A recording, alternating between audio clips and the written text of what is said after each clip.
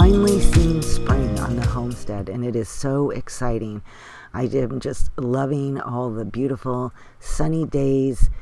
We're still having plenty of rainy days, but I take advantage of every sunny day just to get outside and enjoy it. My most favorite time, I think, of times of the year, I believe, are the change of seasons.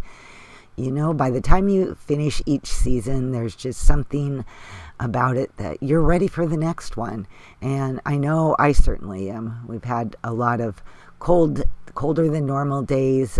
So I have been so ready to see all the different signs, the sights, the sounds of spring. It's all just a lot of beauty. I love that at this point in my life, there is just so much simplicity. After years of having a family and busy life, to just be able to really focus on just the simplicity of day-to-day life and the simplicity of just doing the simple things in life. And just like throughout the year, there are seasons. We have seasons in our life. This winter has been a good opportunity for me to just reflect on my season of life right now as an empty nester and the direction that God is taking me, and enjoying the peace in life at this season. Well, good afternoon, everyone, and welcome to my channel. I'm Crystal, and this is Homemaking on the Homestead. And welcome to Homemakers Journal 32. I have a lot of noise going on in the background. I have my dryer going. There's outside noises that I'm hearing. So if you hear background noise, that's what it is. And I can either wait till it's all perfect or just take advantage of the moment that I have to film. And that's what I'm doing right now. I am enjoying a cup of green tea because I am way past coffee time. I did that yesterday. I drank a cup of coffee too late in the day, and boy, did I pay for it. Ooh, I had a hard time falling asleep last night. Anyway, not going to do that again, so it's green tea right now. I really want to share this recipe with you. It is a chicken and rice all-in-one pot meal. It was so good. My husband definitely enjoyed it, and he wants that on the rotation again here in a while, so we will definitely be having this again. It was really easy to put together, and I baked it in the oven. It was kind of like totally perfect for these still cool early spring days. It's nice to just kind of warm things up with the oven on and a nice hot meal for dinner. I started out with about 3 pounds or so of chicken breasts and thighs. They were completely defrosted. These had been Costco chicken breasts and thighs. I added a little bit of oil to them because I was going to add some spices, and I just wanted to kind of have it all stick together. I added salt and seasoning salt and a little bit of this garlic and herb sauce, which is my favorite, and kind of mixed that all up to make sure it was coated well, and then just let that sit while I got my rice going. I heated some oil up in my Dutch oven. I added some peppers, onions, and celery. And I just kind of let that cook until it had gotten nice and soft. At that point, I added about, I believe, 1.5 cups of rice, and added that, stirred it up, let it brown a little bit, and then added my water, which was basically twice as much as the amount of rice I had. I added a little better than bouillon to it, and then put my chicken right in on top. I let that come to a boil, covered it, and then at that point I put it in the oven. I baked that at about 400 degrees, I believe, for about 30 minutes. It's been a few days since I made this. It was absolutely delicious. I cannot believe how the rice turned out really good. It wasn't mushy, which I can find sometimes with these chicken and rice combo meals, but in this case it was not. The chicken was cooked to perfection, and it wasn't dry.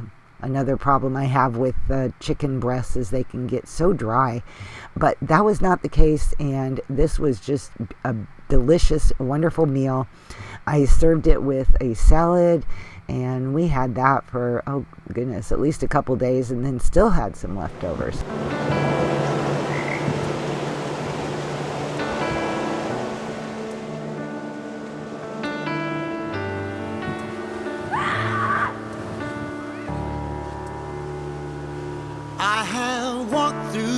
darkest valley.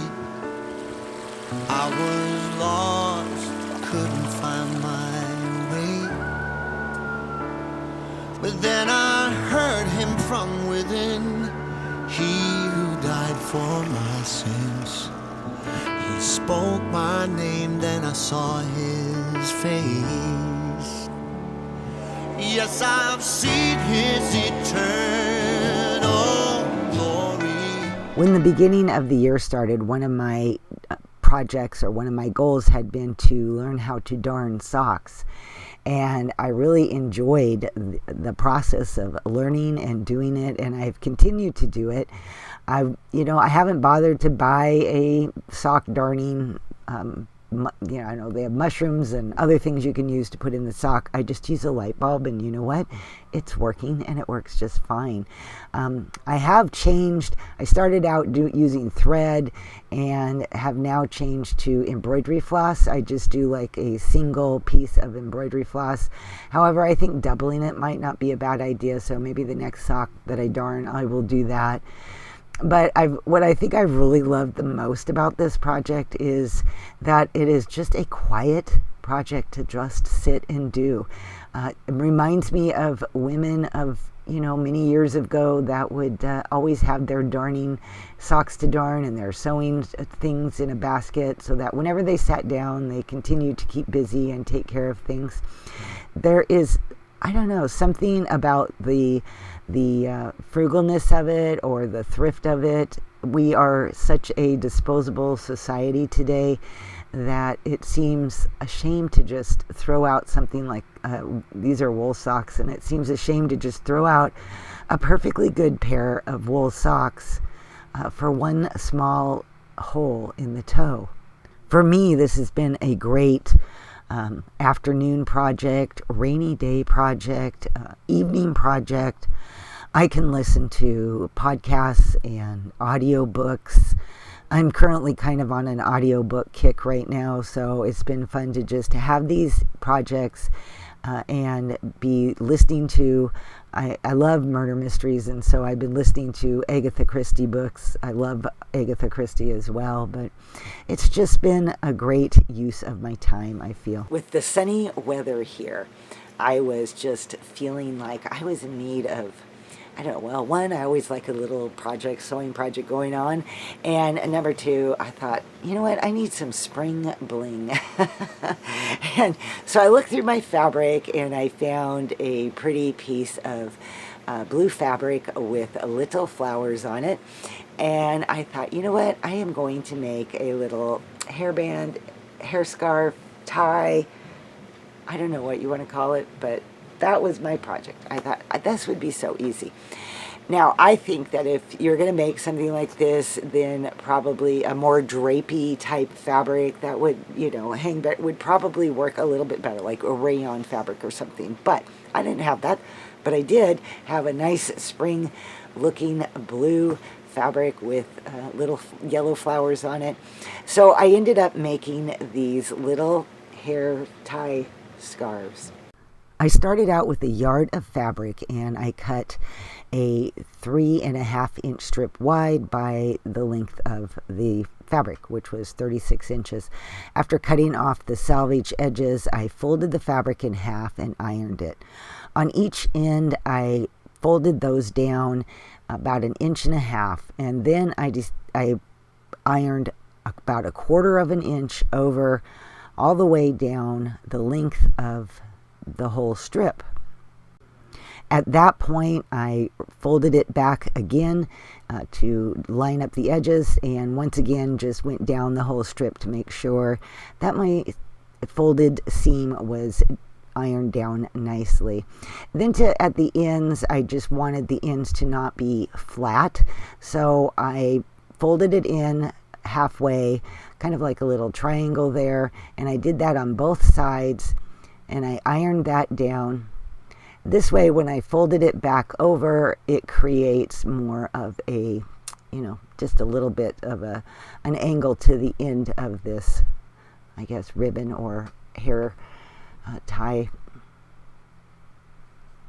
And the next step was pretty simple. I just went right along the edge and sewed all the way down from the point at the top and down all the way to the bottom. And basically, once I was done with that, my little hair thing was, whatever you want to call it, was all done. And so it was a super simple, super easy project to do. So they could easily be I just tied it on as a headband to kind of hold down some of my flyaway hair. You could put it on a ponytail and a ponytail holder, make a bow if you wanted. I was even thinking, you could tie them onto your purse and just have it there for a little fun color or something like that. I ended up that day making 2 of them, and I have fabric cut out for another 2 or 3 of them. So I'm going to be giving them to my granddaughters because I know that they'll probably enjoy them even more than I do. But the next one I'd make, I'm going to do a little bit wider, maybe 4.5 inches, and just so it covers maybe a little bit more. I don't know, we'll see. Because the fabric doesn't really have any stretch and moves around, easily, I have a couple little clips to hold it in place, which I normally do anyway with my headbands. I think it's just the way my head is shaped. But anyway, I just thought you guys might be interested in a fun little project to make that anybody could do. If you have a sewing machine and an iron and a little bit of fabric, you can get a lot from a yard of fabric for these things too. So anyway, that is my latest project. I just really want to thank you guys for being here and watching my video today. And I cannot tell you how much fun it has been for me and a blessing for me to get to know you guys in the comments. That has been so enjoyable. I feel like I have wonderful friends, and I know many of you have popped on there to tell me that you've followed me for many years now. I used to have a website and a blog, and that you remember me from back in my website and blog days. It's really been fun to get to know you, and all I can say is thank you so much for just being a part of my life for all these years, and right now for being a part of my YouTube channel and comments and just being able to chat back and forth with you. It's been an encouragement and a blessing to me. I hope you guys all have a great weekend, and I will see you all in my next video. Bye-bye.